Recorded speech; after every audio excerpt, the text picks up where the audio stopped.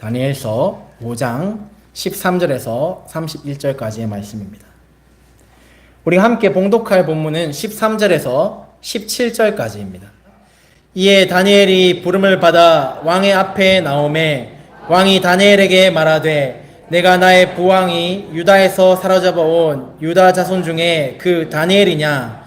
내가 내게 대하여 들은즉 내 안에는 신들의 영이 있으므로 내가 명철과 총명과 비상한 지혜가 있다 하도다. 지금 여러 지혜자와 술객을 내 앞에 불러다가 그들에게 이 글을 읽고 그 해석을 내게 알게 하라 하였으나 그들이 다 그 해석을 내게 보이지 못하였느니라. 내가 내게 대하여 들은즉 너는 해석을 잘하고 의문을 푼다 하도다. 그런즉 이제 내가 이 글을 읽고 그 해석을 내게 알려주면 내게 자주색 옷을 입히고 금사슬을 내 목에 걸어주어 너를 나라의 셋째 통치자로 삼으리라 하니 다니엘이 왕에게 대답하여 이르되 왕의 예물은 왕이 친히 가지시며 왕의 상급은 다른 사람에게 주옵소서. 그럴지라도 내가 왕을 위하여 이 글을 읽으며 그 해석을 아뢰리이다. 아멘. 귀한 삶을 살려면 이라는 제목으로 목사님 말씀 전해주시겠습니다.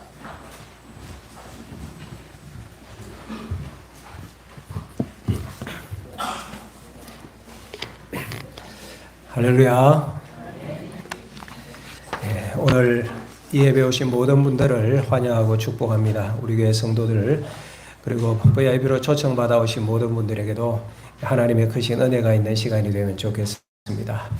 VIP라는 말은 매우 중요한 사람이다, 소중한 사람이다, 귀한 사람이라는 의미입니다.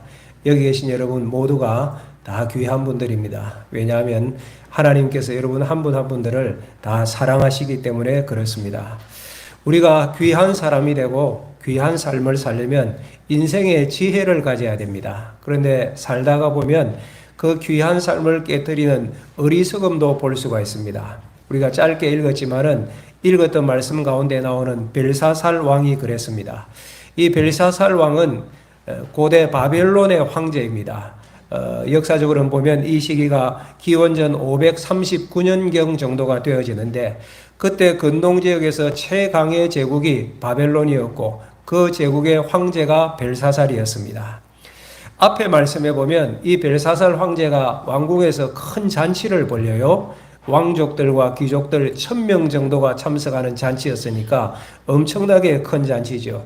한참 술을 마시고 즐겁게 흥겹게 잔치하는데 갑자기 벽에 손가락 몇 개가 나타나더니만 벽에 글씨를 쓰는 것입니다. 모두가 깜짝 놀랐죠. 사람이 아니라 손가락 몇 개가 나타나서 벽에 글씨를 쓴다. 상상할 수 없는 기이한 일이 벌어진 겁니다. 그런데 더 중요한 것은 아무도 어떤 지혜자도 그 벽의 글을 읽을 수도 없고 해석해 낼 수가 없는 것입니다. 그 자리에 있던 벨사살 왕과 모든 사람들이 충격과 공포에 빠졌고 다리가 들들들 떨리는 내용이 앞본문에서 나옵니다. 그 얘기를 듣고 왕비가 잔치 자리에 와서 벨사살에게 한 사람을 소개합니다. 그 사람이 누구냐? 다니엘이라는 사람입니다. 다니엘은 벨사살 왕 이전의 선대왕 때에 국무총리의 역할을 했던 중요한 인물입니다. 그런데 이 다니엘은 원래 출신이 바벨론 사람이 아니에요. 유다 출신입니다. 포로로 잡혀왔습니다. 그런데 다니엘의 지혜가 뛰어나고 총명하였고 삶이 신실하였고 그래서 나중에 인정받아 바벨론의 총리까지 오르게 되고 그 큰 나라를 다스리는 귀한 인생이 되어진 것입니다. 이 다니엘이 왕의 부름을 받고 벨사살 앞에 지금 나온 거예요. 그런데 다니엘을 대하는 벨사살의 태도가 참 어리석기 짝이 없습니다. 그래서 오늘 이 본문의 내용을 가지고 여러분들과 함께 우리의 삶을, 나의 삶을 겸허하게 좀 돌아보려고 하는 것입니다. 인생의 지혜를 가져야 되는데 반대로 우리 삶을 망치는 어리석음도 있다는 것입니다. 우리 삶을 망치는 어리석음이 뭐냐? 오늘 본문의 내용만으로 살펴보면 그 첫 번째는 사람을 낮추어 보는 옹졸함이라고 할 수 있습니다. 이것 때문에 우리가 삶의 보물을 놓칠 수가 있어요. 13절 말씀 우리가 읽었던 말씀인데 한번 보시기 바랍니다. 이제 다니엘이 부름을 받고 왕 앞에 나오는 장면인데 이에 다니엘이 부름을 받아 왕의 앞에 나오매 왕이 다니엘에게 말하되 내가 나의 부왕 유다에서 사로잡아 온 유다 자손 중에 그 다니엘이냐. 벨사살이 지금 다니엘에게 말하고 있는 내용이에요. 이 무슨 내용이냐? 쉽게 말하면 네가 망한 유다에서 온 그 포로 출신 다니엘이냐? 이 얘기를 벨사살 왕이 하고 있는 것입니다.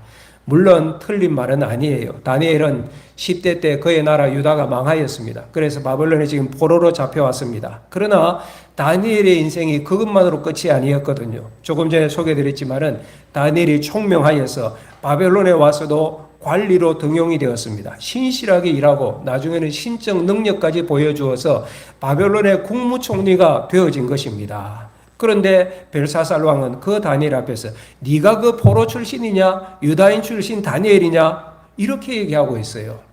무례하다고 얘기해야 될까? 오만하다고 얘기해야 될까? 여러 가지 말을 표현할 수 있지만은 오늘 말로 옹졸하구나. 저는 이렇게 표현을 해봅니다. 사람을 깎아내리고 그 좋은 점도 많이 있는데 이상하게 아픈 데만 쿡쿡 찌르고 그러는 사람들이 있잖아요. 우리도 살아가면서 여러분들도 그런 일 당할 때가 있을 것입니다. 우리 삶이 좀 불안정할 때 있습니다. 취직하려고 하는데도 잘 안 되고 아르바이트 전전긍긍하고 신분이 불안정하고 그랬는데 그 친구가 오더니만 하는 말이 야, 너 아직도 거기 있어? 무슨 말이에요? 너 아직도 그대로야? 여러분, 사람들 가운데 사람 기분 나쁘게 하는 재주가 있는 사람이 있어요. 그것도 의도적인지 이런 말은 꼭 사람들이 많이 모였을 때 쿡 찌르면서 하잖아요. 그러면 지는 기분이 좋은지 모르겠어요. 벨사살이 지금 그런 분위기예요. 황제잖아요. 큰 사람이에요. 큰 자리예요. 그런데 자리가 크다고 사람이 크냐? 그것은 결코 아닌 것 같아요. 차라리 이전 앞본문에 나오는 그의 어머니 왕비를 좀 닮았으면 어땠을까 하는 생각도 들어집니다. 읽지 않았지만 12절에 보면 왕비가 다니엘을 벨사살에게 소개하는데 보면 굉장히 정중합니다. 왕이여, 벨드사살이라는 사람이 있는데 원래는 다니엘이라는 사람인데 총명하고 민첩하고 해석이 뛰어나고 말하는 자체가 보면 그 이름 존중하는 모습을 볼 수가 있습니다. 그런데 지금 현재의 왕인 벨사살은 다니엘을 향해서 네가 그 포로 출신 다니엘이야? 도대체 이 마음, 이 자세는 뭡니까? 황제잖아요. 황제 좀 넓은 마음 가져야 되는데 황제여도 옹졸한 모습에서 벗어나지 못하는 것을 우리가 볼 수 있습니다. 사랑하는 여러분, 옹졸함이 안 좋은 것이 삶의 보물을 놓칠 수 있다고 제가 했잖아요. 그 보물이 뭘까요? 여러분 삶의 보물은 뭔지 모르겠어요. 금덩이, 다이아몬드 뭐 이런 것이 보물이 될 수도 있을 거예요. 건강 뭐 이런 것이 보물이 될 수도 있겠죠. 차나 뭐 아름다운 그런 아파트, 좋은 집 보물 될 수도 있을 것입니다. 그러나 더 중요한 보물, 사람입니다. 사람. 내 삶에 사람이 있다는 것이 인생의 보물이에요. 문제는 옹졸하면 이 사람을 놓칠 수 있다는 것입니다. 우리의 모습은 아니기를 바랍니다. 그런데 사람을 놓치는 것으로 끝이 아니에요. 옹졸함이 어리석은 것이 사람만 놓치는 것이 아니라 주님도, 예수님도 놓칠 수 있어요. 그런 마음에는 예수님도 들어올 수 없어요. 성경 말씀 가운데 유대인들이 예수님을 이렇게 배척하는 모습들이 많이 나와요. 그러면서 하는 말이 나사렛에서 무슨 선한 것이 나겠느냐 이런 얘기를 자주 했어요. 유대 땅 가운데 나사렛 동네는 아주 빈약한 지역이었어요. 그러니까 촌동네였고 정통 유대인들은 갈릴리 지역의 동네라면 무시하던 동네예요. 그 말이에요. 나사렛에서 무슨 천한 것이 나겠느냐. 그러니까 하찮게 취급하고 비아냥거리는 그런 분위기였습니다. 물론 예수님은 아름답고 화려하고 빛나는 왕궁에 오시지 않았습니다. 낮고 천한 곳에 오셨어요. 그 이유가 뭘까요? 그 사람들까지, 연약한 자들까지 다 품으시려는 예수님의 마음이었어요. 그런데 그들은, 그 유대인들은 옹졸함 때문에 그 귀하신 예수님을 놓치고 말았던 것입니다. 사랑하는 여러분, 우리가 이 세상을 살아가면서 사람을 귀하게 여길 줄 알아야 됩니다. 높은 자리에 있는 사람이든 비록 낮은 자리에 있는 사람이든 학자의 혀를 가진 분이든 또는 별로 그렇게 무학자의 모습으로 연약하게 살아간 분이든 다 한 사람 한 사람 귀한데 우리가 사람을 함부로 대하면 사람을 놓칠 수 있고 뿐만 아니라 이게 신앙에도 연결이 되는 거예요. 그냥 내 인생의 왕이 나예요. 내가 할 수 있어. 내가 다 옳고, 내가 생각하는 것이 다 옳고, 내가 하는 말이 다 옳고, 그러면서 사람 무시하고, 그런 사람 곁에는 사람도 따르지 않지만 주님도 그 마음에 들어오실 수가 없는 것입니다. 귀한 삶을 살리면 사람을 소중히 여기는 따뜻한 인생 되어지기를 예수님의 이름으로 축복합니다. 이것이 지혜예요. 사람을 소중히 여기는 따스함. 여러분들도 그런 사람 곁에 있고 싶잖아요. 우리 예수님이 그런 분이셨어요. 낮고 천한 곳으로 오셨어요. 삶에 아파하고 눈물 짓는 이들의 친구가 되어주신 분이 바로 예수님이세요. 요한복음 4장에 보면 사마리아 수가성에 한 여인이 살았습니다. 사마리아는 성 자체가 멸시받는 홀대받던 지역이어서 정통 유대인들은 잘 가지 않아요. 그리고 이 여인은 그 마을에 살면서 남편을 여섯 번이나 갈아치웠던 인생 험난한 그런 삶을 살아왔던 여인이었어요. 그러니까 친구가 별로 없었겠지요. 가까이 하고 싶은 사람들이 별로 없었겠죠. 그런데 예수님께서 직접 이 여인을 찾아가 주셔서 만나 주시고 목마르지 않는 영생의 샘물을 허락하여 주신 분이 예수님이세요. 누가복음 19장에 삭개오라는 사람이 나와요. 이 사람은 세리장이었습니다. 그 당시 세리장은 좋은 신분이 아니에요. 국민들의 세금을 거두어서 로마에 바치는 사람이었어요. 그러니까 매국노 같은 그런 역할을 하였던, 아마 삭개오도 친구가 별로 없었을 거예요. 그런데 예수님께서는 직접 삭개오를 찾아가셔서 먼저 삭개오야 하고 불러주셨어요. 내가 오늘 너와 함께 하겠다 말씀하여 주셨어요. 이런 분이 예수님이세요. 지금도 한센시병은 천형으로 알려졌고 치료가 참 쉽지가 않습니다. 예수님 당시에 많은 나병 환자들이 예수님께 치료해 주시기를 와서 요청하였습니다. 진물이 흐르고 여러 가지 냄새도 나고 어려웠겠죠. 가까이 하지 않아요. 나병에 걸리면 격리 수용하였는데 우리 예수님께서는 그 나병 환자들이 올 때 그냥 말씀으로만 하셔도 되는데 친히 그 몸을 만져주시면서 치료해 주신 분이에요. 마음이 따스한 분이시죠. 이런 분이 예수님이에요. 그 예수님께서 우리 죄를 지시고 십자가에 달려 돌아가셨는데 뭐라고 기도하셨느냐? 십자가에 못 박았던 그 사람들, 로마 군병들을 생각하면서 기도해 주셨는데 하나님 아버지, 저들의 죄를 용서해 주십시오. 자기가 하는 일을 알지 못하기 때문입니다. 이렇게 십자가에서 기도하셨던 분이 바로 우리의 예수님이십니다.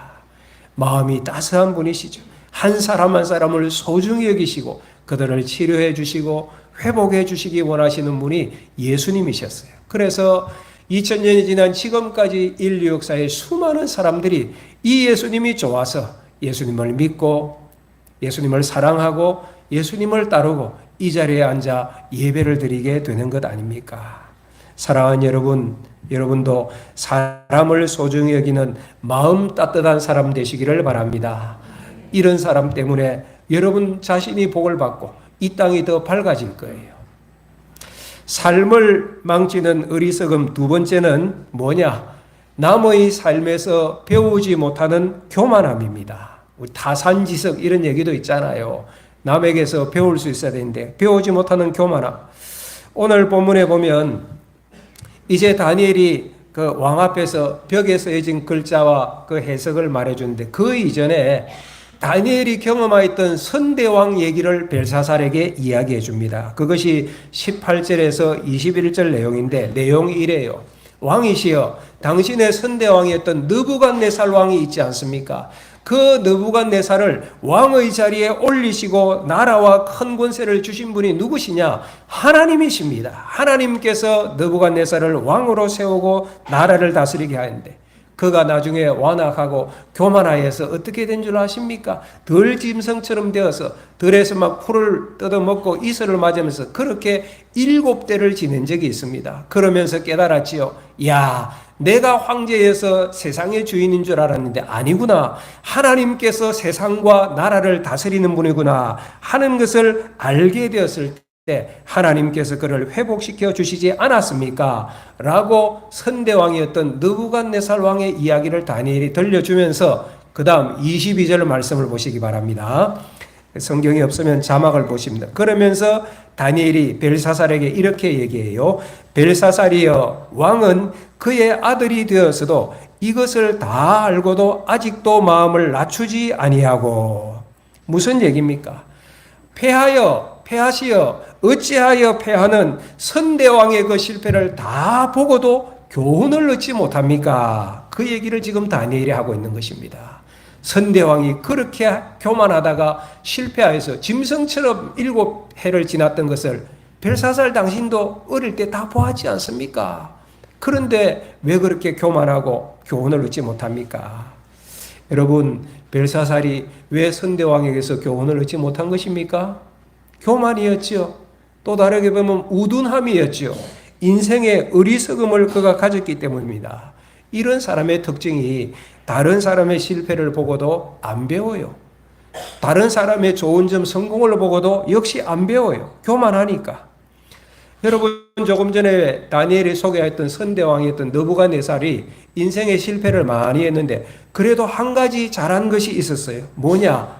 하나님께서 말씀하실 때 하나님 앞에 엎드릴 줄 알았어요. 그래서 교만하여 짐승처럼 낮아졌을 때 하나님이 세상의 주인이심을 깨닫게 되어지고, 다니엘서 4장 37절에 보면 그 느부갓네살이 이렇게 고백합니다. 그러므로 지금 나 느부갓네살은 하늘의 왕을 찬양하며 칭송하며 경배하노니 그의 일이 다 진실하고 그의 행하심이 의로우심으로 교만하게 행하는 자를 그가 능히 낮추심이라.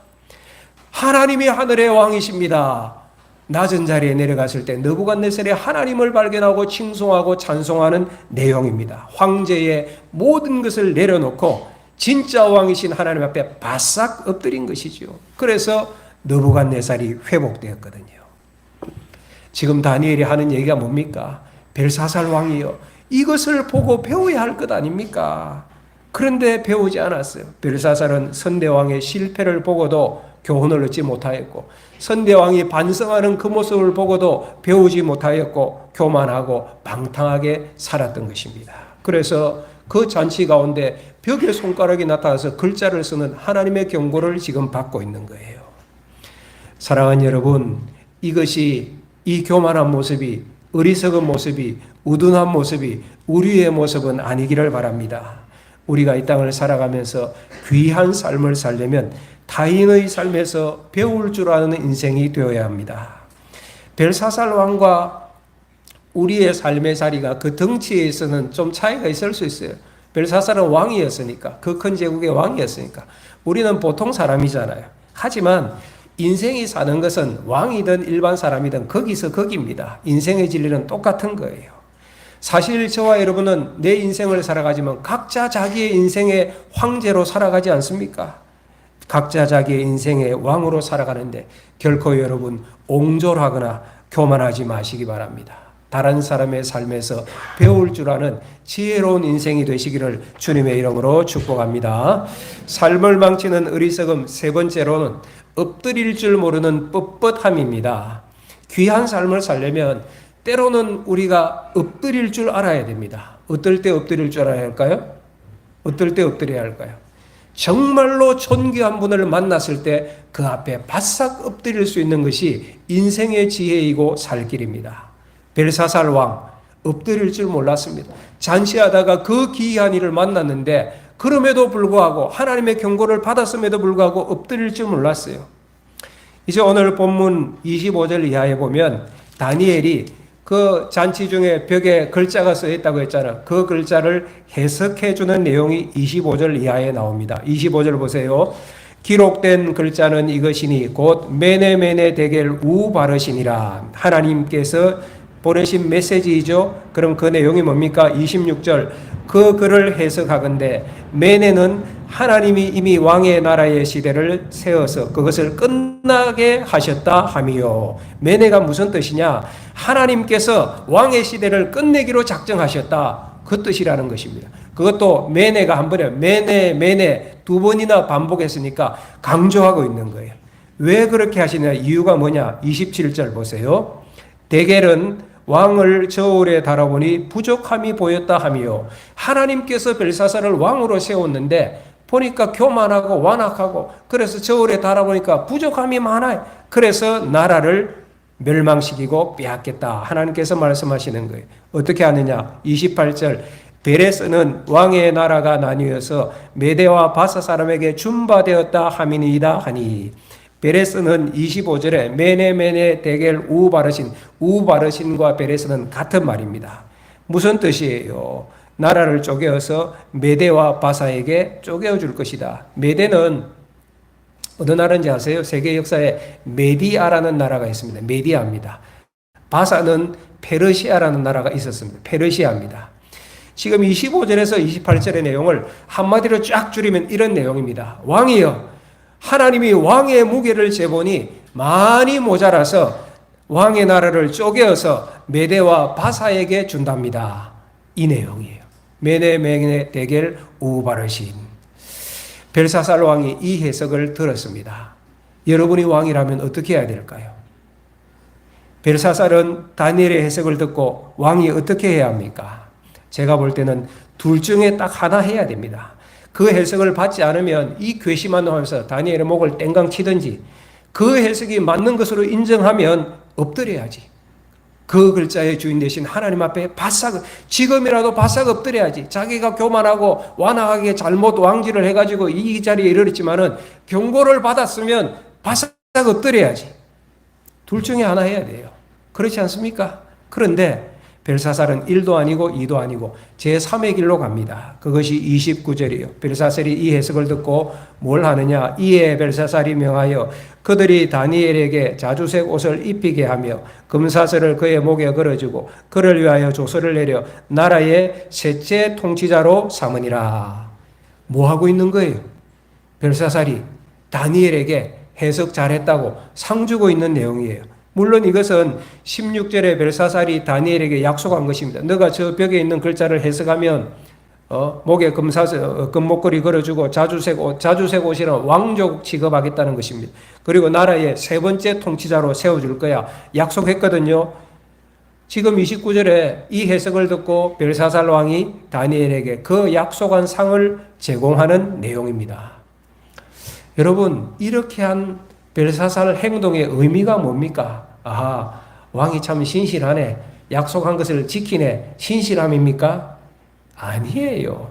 왕의 뻣뻣함이 보이지 않습니까? 어리석음이 보이지 않습니까? 상을 준다는 것은 무슨 의미입니까? 다니엘의 해석을 인정했다는 것입니다.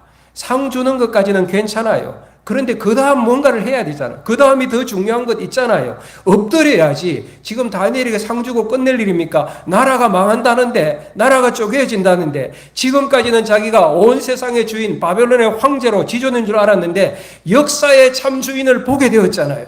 벽에 글을 써서 하나님께서 알렸잖아요. 그러면 그 앞에 바싹 엎드려야죠. 나라가 지금 깨진다는데, 내가 죽는다는데. 그런데 지금 벨사살은 이걸로 끝이에요. 더 이상의 어떤 행동이 없어요. 하나님 앞에 엎드림 없습니다. 오늘 말씀에 이것이 벨사살의 마지막 모습이었어요. 안타깝고 안타깝다. 30절 보십시오. 그날 밤에 그 일이 있은 그날 밤에, 그러니까 다니엘이 해석하고 얼마 있지 않은 시간이겠죠. 그날 밤에 갈대아 왕 벨사살이 죽임을 당하였고, 31절 메대 사람 다리오가 나라를 얻었는데 그때의 다리오는 62세였더라. 그날 밤에 벨사살은 죽임당하고 바벨론 제국은 멸망당하였습니다. 여러분, 이 얘기가 지어낸 얘기가 아닙니다. 역사 가운데 실제 있었던 일입니다. 안타까운 인생이죠. 벨사살. 엎드려야 하는데 하나님 앞에 엎드기를 거부하는 그 알량한 자존심, 엎드려야 하는데 현실을 회피하는 비겁한 자존심, 그래서 그도 망하고 나라도 망하였고. 아니, 돌이켜보면 하나님을 이렇게 직접적으로 강력하게 만나는 인생이 그리 많지 않지 않습니까? 생각이 조금만 있다면 엎드릴 텐데, 아니 지금 벨사살 입장에서 하나님 앞에 엎드리는 것보다 시급한 일이 어디에 있겠습니까? 그런데 아무런 조처도 하지 않고 응거주춤하다가 인생 끝장났습니다. 사랑하는 여러분, 제발 우리는 그러지 않기를 바랍니다. 귀한 삶을 살려면 하나님 앞에 엎드리는 인생이 되시기를 축복합니다. 다니엘이 벨사살에게 18절 이하에서 보면 하나님에 대해서 말씀하고 소개하는 내용이 있잖아요. 거기 18절 보면 다니엘이 하나님을 이렇게 표현해요. 지극히 높으신 하나님. 그래, 왜? 느부갓네살 왕에게 나라와 권세와 영광과 위엄을 주시기도 하고 패하기도 하신 분이 하나님이셨다. 바벨론 제국을 세우기도 하고 나라의 왕을 세우기도 하고 패하기도 하신 분이 하나님이시다. 그래서 18절에 보면 지극히 높으신 하나님, 23절에는 왕의 호흡을 주장하시고 왕의 모든 길을 작정하시는 하나님, 이렇게 다니엘이 표현해요. 여러분, 실제로 하나님은 그런 분이십니다. 하나님은 온 세상의 주인이십니다. 온 세상을 창조하셨기 때문입니다. 그리고 지금도 우리 눈에는 보이지 않지만 영의 눈이 열린 분들은 보이거든요. 역사와 인생을 주관하신 분이 하나님이십니다. 다니엘이 어떻게 이렇게 벨사살에게 하나님을 소개하느냐? 다니엘은 경험했거든요. 그래서 그 하나님의 전능하심과 역사를 주관하시는 하나님을 경험한 다니엘이 다니엘서 1장에 보면 뜻을 정하여 라고 표현합니다. 하나님만 섬기기로, 하나님 앞에 엎드리기로 다니엘은 뜻을 정하여 그렇게 살아요. 그래서 다니엘의 인생이 어떻게 되었습니까? 하나님의 은혜를 입어서 어디를 가든지 무엇을 하든지 승리하고 나중에는 바벨론의 총리 대신이 되었잖아요. 위대한 인생이 된 것 아닙니까? 유다 포로로 잡혀왔는데 그 큰 제국의 총리 대신이 된 것 얼마나 영광스럽습니까? 그러니까 다니엘은 귀한 삶을 살아갔고 귀한 인생, VIP 인생이 되어진 것이죠. 그리고 지금 그가 경험했던 하나님을 벨사살 왕에게 단호하게 소개하는 것 아닙니까? 사랑하는 여러분, 이것이 지금으로부터 2500년 전의 이야기인데 2500년 전의 이야기로 끝나는 것이 아닙니다. 하나님이 벨사살 왕을 찾아갔듯이 나를 찾아오실 때가 있습니다. 여러분을 찾아오실 때가 있습니다. 여러분의 인생 가운데 반드시 몇 번은 있습니다. 하나님께서 주시는 사인을 경험할 때가 몇 번은 반드시 있다는 것입니다. 오늘 여러분들이 신평교회 예배 오셨는데 이 예배 함께 드리는 우리 신평교회 성도 가운데도 이전에는 교회를 무척 싫어하셨던 분이 계십니다. 삶의 고통이 계속되었고 그래서 어느 날 신평교회 교인을 통해서 교회 한번 가자는 권유에 따라 나선 것이 계기가 되어서 그분이 하나님을 만나고 이제는 세상에서는 알지 못하는 놀라운 신앙생활을 하고 계시거든요. 그 이전에도 교회 가자는 권유, 전도를 여러 번 받았지만 다 거절했는데 그날은 왠지 그렇게 하여서 발걸음이 떨어져서 교회에 나왔고 그것이 계기가 되어서 하나님 앞에 엎드리고 새 삶을 살게 되어진 거예요. 그런 분들이 우리 교회 안에 여러 분 계세요. 이처럼 삶의 어려움 가운데에서 하나님의 부르심을 받는 분들이 계십니다. 또는 어떤 사건으로 알 수 없는 이끌림, 나도 이해할 수 없는데 그냥 그 발걸음 이끌림 받아서 교회에 와서 신앙생활 하신 분도 계세요. 또 다른 경우도 있어요. 삶은 아주 탄탄해요. 잘 나가고 자녀들도 잘 되고 건강하고 가정도 괜찮은 것 같고 탄탄한 대로를 달리는데 어느 순간인가 그냥 문득 공허하고 마음이 허무해지고 그래서 인생 위에 계시는 그분을 바라보시는 분들도 계시더라고요. 또 어떤 분들 오늘 이 예배에 참여한 분들 말입니다. 어떤 분들 가운데 우연히 그냥 친구 권유에 따라 오신 분도 있고 또는 가족들이나 친구의 강력한 권유로 이 자리에 오신 분도 계실 거예요. 네 오늘 안 가면 나하고 끝이야. 뭐 이런 분 계실지 모르겠어요. 어쨌든 이 자리에 나오신 분들 계시는데 사랑하는 여러분, 크게 보면 이 모든 것이 하나님의 부심입니다. 친구가 나를 권유했던, 가족이 나를 권유했던, 또는 어떤 나의 삶의 환경 가운데 내가 이 자리에 나왔던 이 모든 것이 하나님의 부르심이에요. 하나님을 만나는 기회가 되었으면 좋겠습니다. 하나님은 창조주 하나님이십니다. 지금도 인생과 역사를 주관하시는 하나님이십니다. 그 하나님이 우리를 자녀 삼아 주시기 때문에 그러면 하나님은 우리의 아버지가 되어주시는 것이죠. 그래서 교인들은 하나님 아버지라고 부르는 것이고 그 하나님께서 우리 인생을 사랑하십니다. 그래서 당신의 독생자 예수 그리스도를 이 세상에 보내어 나 대신 십자가에서 돌아가게 하신 거예요. 내 죄를 대신 지시고 십자가에서 죽게 하셨어요. 그것이 성경 가운데 가장 유명한 요한복음 3장 16절 말씀입니다. 우리 자막을 보고 다 같이 읽어보겠습니다. 하나님이 세상을 이처럼 사랑하사 독생자를 주셨으니 이는 그를 믿는 자마다 멸망하지 않고 영생을 얻게 하려 하심이라. 아멘. 성경을 요약한 말씀이라고 할 수 있어요. 누가 세상을 사랑해요? 하나님이 이 세상을, 우리가 하나님 사랑한 것 아니고 하나님이 이 세상을 사랑하셨는데 어떻게 독생자를 내어주시기까지 사랑하셨어요. 그 독생자 예수님을 십자가에 못 박기까지 사랑하셨어요. 왜? 독생자 예수님을 믿는 자마다 영생을 주시기 위하여서. 요한복음 3장 16절 말씀이에요. 영생을 주시는 하나님의 부르심에 오늘 나오신 모든 분들이 응답하기를 축복합니다. 우리 각자는 자기 인생을 살아갑니다. 그런데 사실은 내 인생에서 내가 가장 중요하잖아요. 내 인생의 왕으로 우리는 살아갑니다. 표현은 하지 않지만 내가 최고 아닙니까? 그러나 잠깐만 나를 살펴보면, 내 주변을 돌아보면 나는 왕이 아니라 연약한 인생이라는 것을 인정하게 될 것입니다. 사랑하는 여러분, 귀한 삶을 살려면 사람을 소중히 여기는 따뜻한 인생이 되셔야 됩니다. 타인의 삶에서도 배울 줄 아는 겸손한 인생이 되셔야 됩니다. 그리고 숙일 때는 숙일 줄 아는 인생이 되어야 됩니다. 무엇보다도 창조주 하나님께 엎드리는 인생이 되어야 됩니다. 그래야 하면 창조주 하나님께서 우리에게 귀한 삶을 보여주시고 그 삶을 살아갈 능력도 주시고, 그러므로 말미암아 우리가 VIP 인생, 귀한 삶을 살아가는 귀한 사람이 되어지게 되는 것입니다. 오늘 이 예배 참여한 여러분 모두가 이런 은혜를 입기를 예수님의 이름으로 축복합니다. 우리 찬송 하나 하고